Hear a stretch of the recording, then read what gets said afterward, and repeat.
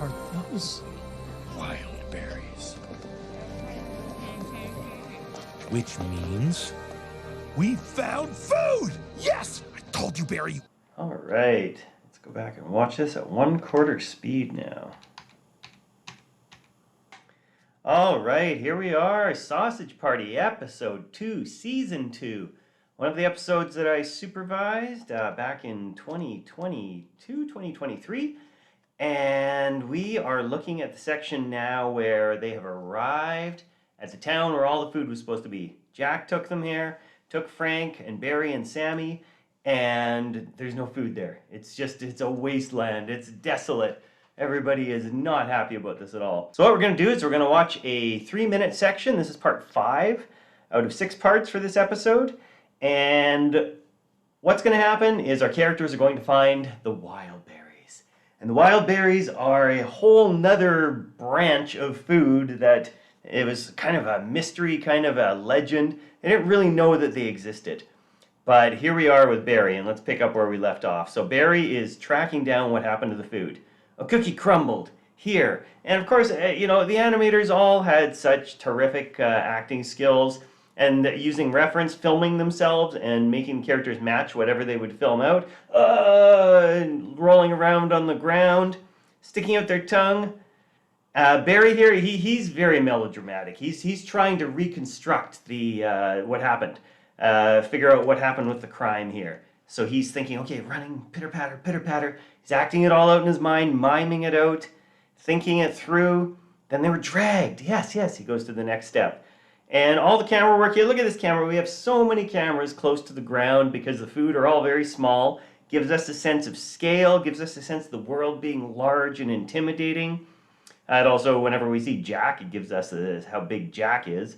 These rigs were pretty expressive, very cartoony. So you can see the exaggeration with the eyebrow posing, with the eyes just being very large. Each character has different style of expression as well. Barry is much more kind of angry, and he's got much bigger eyes. Frank is kind of beadier eyed, and he's more with his body than with his face, like Barry is more expressive with his face. Sammy, he's got that big mouth, so he's very expressive there. And they're all just trying to find their way to the Foodtopia that the title suggests. So these leaves were all rigged and could be animated separately. Whenever we're interacting with the environment, it's always a very useful thing to show the audience, oh yeah, these aren't just characters on top of a background. There's actually interaction. There's somebody behind something, they push it aside, they come in front of it. Anytime we can do that, it's always going to be good for helping everything feel three-dimensional and real. This label that Barry was picking up here, we didn't know what was on the label. It was just a rigged piece of flat geo, and that's all we could do with it. I feel it. Okay, I feel it in my cartilage. And look at Frank's teeth there. You can see a lot of times when he's he really gets those front teeth out in front there, so we can clearly see the for feel. Feel in my cartilage. Oh, if you feel it in your cartilage, it must be true. We've always got this nice focus here where it's blurry in the front, in the foreground, and then the midground it's more clear, and then the background is blurry again, so we can really focus on Barry here. Oh, you hear that, Jack? Frank feels it in his cartilage. And here now the camera is starting to spin around. Camera is getting a little bit surreal because Jack's bath salts are wearing off. Now the whole thing with Jack, why he's able to talk to the food and communicate with them is because he's taking these bath salts. But now we're seeing from Jack's point of view that each character's left eye is disappearing, and this is showing that, okay, Jack is not going to be able to communicate with the food pretty soon. So it's just one more piece of adversity in the story here. Winking is for friends. And of course, when the characters are so small and at such a distance, we have to go very broad. Winking is for friends. It all seems very overacted sometimes, but it's necessary. Because if we just said, winking is for friends, and did a small action, it wouldn't read. We wouldn't be able to, first of all, it wouldn't be as cartoony stylistically. And second of all, we need to see, as if these characters are up on a stage far away, we need to see big silhouettes, clear actions. And then when we get Jack here, you can see how much when he's got the hands in front of the screen, again, showing his scale, showing how big he is. You can see how his eyes are stretching out there. The focal length on this is very low, so he gets bigger and smaller as he comes closer to the screen. Of course, we get our Back to the Future reference there, which is coming up on the 40th anniversary, I think. Time flies. How many fingers am I holding up? 3? 2? I don't know. We start to get Jack's eyes. They're going a little bit cross-eyed there. They're not focused. And here, when we get to a close-up, you can see how little Frank is moving there, because we've got a close-up of him. If we've got a wide shot, we're not even going to see those little movements. We would need huge movements. So it's all dependent on the cameras, how much movement we're going to have, what our actions are. And it's something to always keep in mind. The camera position is going to determine the acting to a large extent. Well, Barry happy. This was interesting because we go here and we've got our camera line between Jack on the left and Frank on the right, but now Barry is on the left as well. So we're setting up a new camera axis between the two of them. So he's turning into, Frank is going to be looking to the left, but not as far left as Jack now. Just as far left as Barry in the foreground. And now we have Barry on the left instead of Jack on the left. And it's a nice little camera piece there that helps us set up the new composition between the two of them. Again, look at the expression on Barry's face here. He's really able to emote himself, emote well with how big his eyes are, how big his mouth is. Frank is much more restrained that way. And that's part of the contrast between the two characters. Frank is kind of more just struggling, and Frank's acting is much more body-based. And Barry's going to be going with his face more of the time. Here, Barry, actually, there's some terrific stretch on Barry's fingers there. So you can see what's going to go on there. Whoa, look at that stretch going on with the hand there. That's wonderful. Really nice and cartoony. Frank, we're generally going to go a bit wider with the shot to show his whole body because he's really being demonstrative that way. He's going to be doing this kind of thing. And Barry, here we can do the wide shot, but we're still going to see that expression in the face. And we really want to focus on that contrast where he's going down there and then coming up. We see the mask open wide. Yeah, terrific stuff. Tried to tell you, but you never listen. Oh, look at that with the hand. It's subtle, but you can see how much the hand is stretched out here. And that's just a one-frame thing because we're going from the hand over here to the hand over there. We just want to smear it just a bit. And it's an old 2D device principle that we use, but it really works well here. So watch this at 1/4 speed. Here comes the hand up. Whoosh. Yeah, really effective stuff. Yeah, it works nicely. And look at the contrast here with Sammy coming up. We don't see Sammy at all. And then, boop, here comes Sammy. Coming up, coming up, coming up. So within like 5 frames, we just fill in that gap between Frank and Barry there. And of course, having the character off screen, you always have to be aware of where they are because they still will cast shadows. It's one of those things in 3D animation. If you got the character going off screen, you can't just forget about them and ignore them. We have to have them continue to go off. Or before they come in, they have to be there. Nice way of getting Sammy off there. Here we've got focal length that's really going to help support this hand. And Barry being so large in the foreground, and Frank being smaller in the midground there. Line of action is so important for these characters because that's pretty much all they have. They don't really have, nice shoulders or hips or anything to really show different shapes. So we have to focus on the line of action change. And that there, where we're going from here to here, we got that reversal. Super effective with these characters. And back again. And then the hands coming up. So Barry's got tiny little hands and Frank's got the big hands. Again, it's opposite again with the two of them. Kind of Abbott and Costello. So really going to play up those hand shapes. The arcs, the spacing, the timing. And there's another one with Sammy coming in. He starts off screen. We don't see the cast shadow this time. But we have Sammy coming in from the left. There's 1, 2, 3, stretched out, 4, and he's in. That's it. Just 4 frames for him to get in. Look at this hand coming in here. Really stretched out nicely. Nice hand pose there. Yoop. Whips it around. Yeah, very cartoony. And Sammy's just trying to keep the peace between Barry and Frank. Eye directions in this show were so important. Just really making it clear where they're looking. And it's one of those things where it can look correct in 3D space, but it might not look good from the camera view. So this looks good from the camera view. It might not have looked, you know, completely accurate in 3D space when we're going around the characters. But the audience only cares what they're going to see in the camera view. They don't care what's in 3D space in Maya. They're going to assassinate you. Reversal of line of action on Barry again. Big push. There goes Sammy in the background. He's going to switch from the middle to the left. Keeping silhouettes. Got the hand being slapped away there. This is nice because we've got Frank's hand coming into the foreground. Reversing and dragging here. Showing the arc that's about to come. Here it goes. Boom.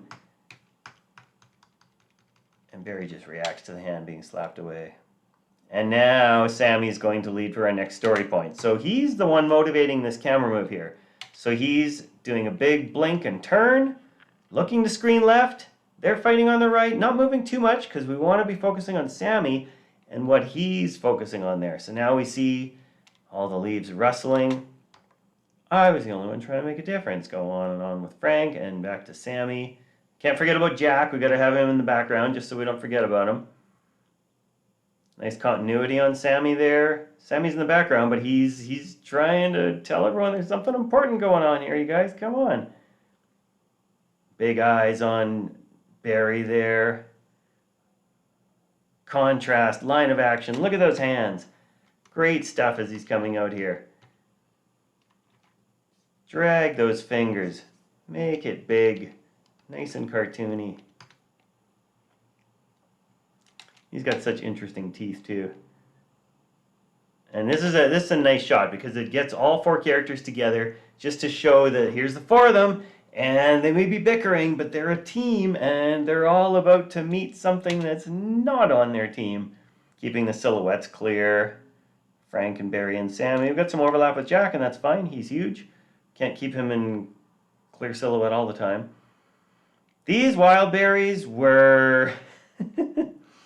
There were a lot of them.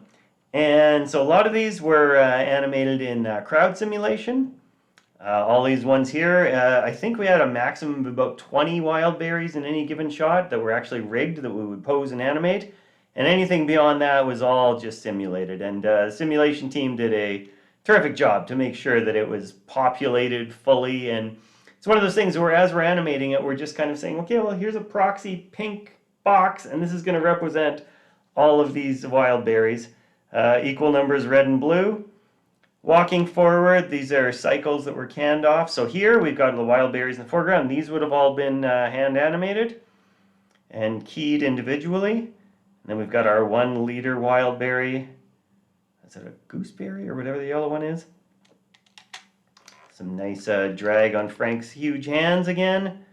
Really. And go for asymmetry too. This hand is going to get much bigger than this hand here.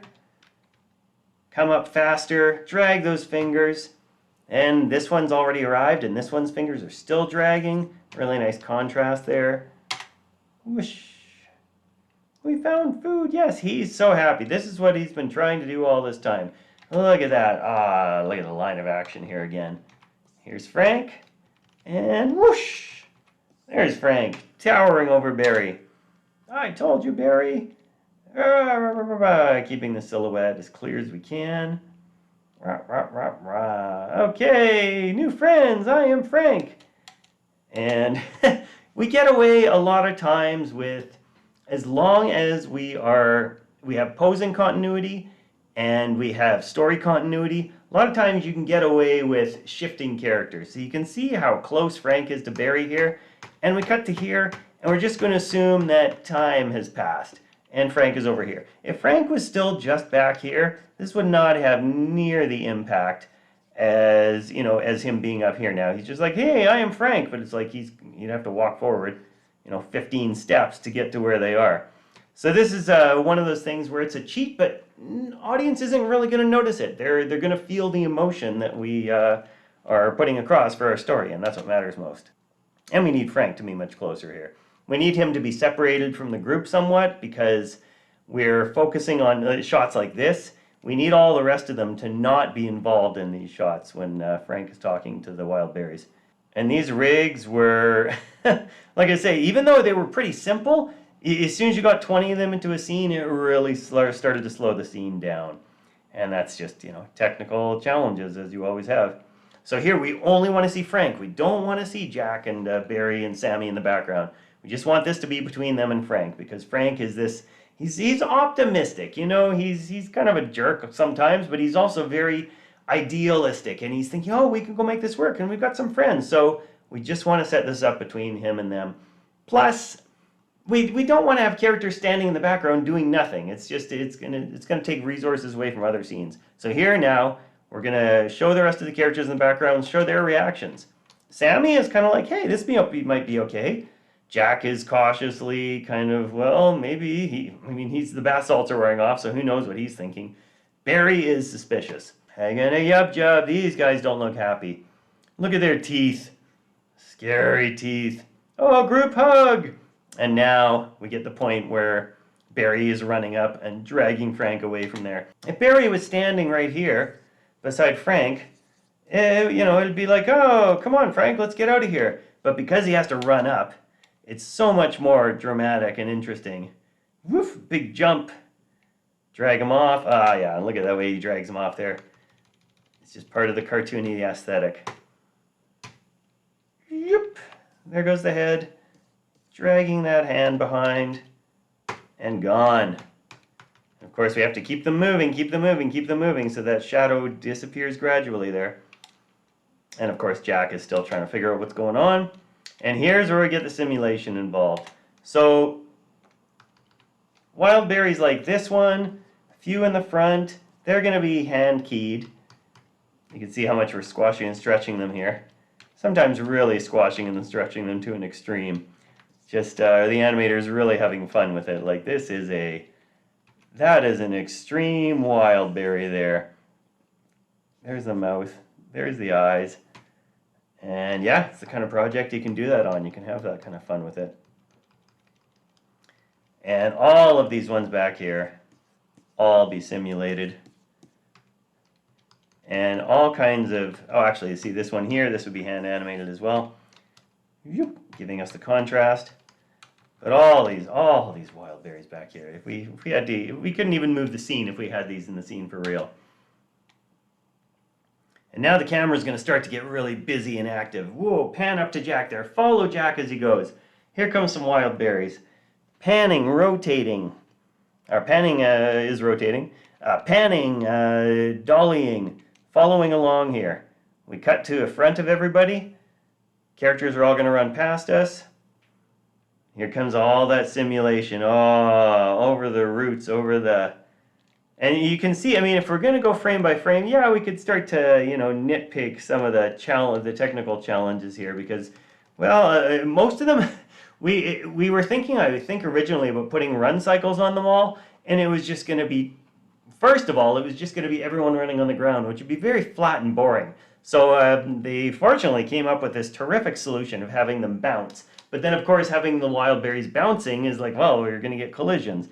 So they somehow solved all this. I remember seeing the early test for this, and I'm not exactly sure. I don't know the technology on how they solved it, but somehow they did, and we were able to get hundreds and hundreds of wild berries in here that just basically looks like a wave of them, an ocean of them, and they're all just particles coming forward. Look at them all here. And fortunately, from behind, they didn't have any facial features or any distinguishing features to really be seen. So from behind, they could just mostly be spheres. And that would be, that's populating the scene enough to make us feel like, yep, those are all the wild berries. I think they don't even necessarily have arms and legs sometimes. We can just assume the arms and legs are hidden. Because otherwise, like I say, there'd just be so much collision going on. Yeah, you can see here. They're all just kind of like cranberries or blueberries.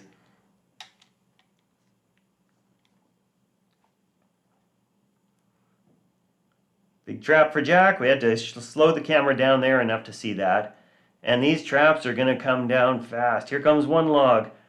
coming into Jack. Boom, hits Jack. Here comes another one. Boom. And Jack as well can have the huge line of action changes. Here, it's completely dragging in a reverse C curve. And as he hits the ground, boom, everything comes to a stop. And then he's going to get his butt up here really quick. Here come all the wild berries from every direction. Coming around the corner here, coming over here. And Jack's got to get his butt up and start cartoon running those legs and zip off. Even though Jack's huge, he can still have that fast movement to get off of there. And look at all the dust too. Terrific stuff by the effects department. Look how populated it all is. I'll always comment on how Sammy's mouth allows us to see through to the background. And when you can see all these wild berries through Sammy's mouth, even better. Always putting the yellow one up front just to show that, yep, that's the leader. And here's Barry. Now, we lost Barry a few shots ago, as I pointed out. And the reason we lost him is because he's going to be the hero now. You want to get wild? Come on. He's going to take them all on. And let's zoom the camera in here. Big dolly forward. Let's get wild. And we aren't that far ahead of the wild berries. Like, you can see the wild berries are gaining pretty quickly on him here. So as we zoom in here, within about 3 or 4 frames, they'd probably come around the sides of us. But we're going to stop all the wild berries off screen, just so we can really focus on Barry here. Get that lighting going.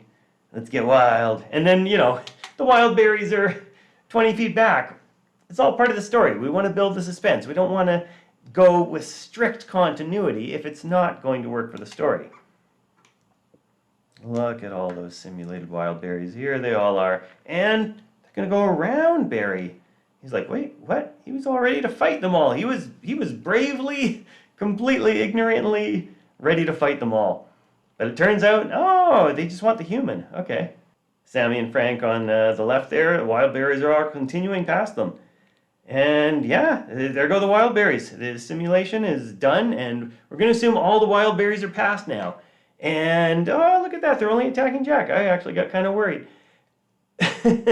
Again, the wild berries are not part of our story now in this scene. What this shot is about these 3 characters reconnecting and realizing, oh, this is what's going on. They don't want to kill us. They want to kill Jack. So if we still had wild berries coming past them, as we probably should, based on the numbers of wild berries that we have here, then it would take away from the story. And the story is the point that we always want to put across. The story is the main thing. It's the reason we're doing this. We want to tell a story. So the story is being achieved here. We get to connect back with our 3 characters.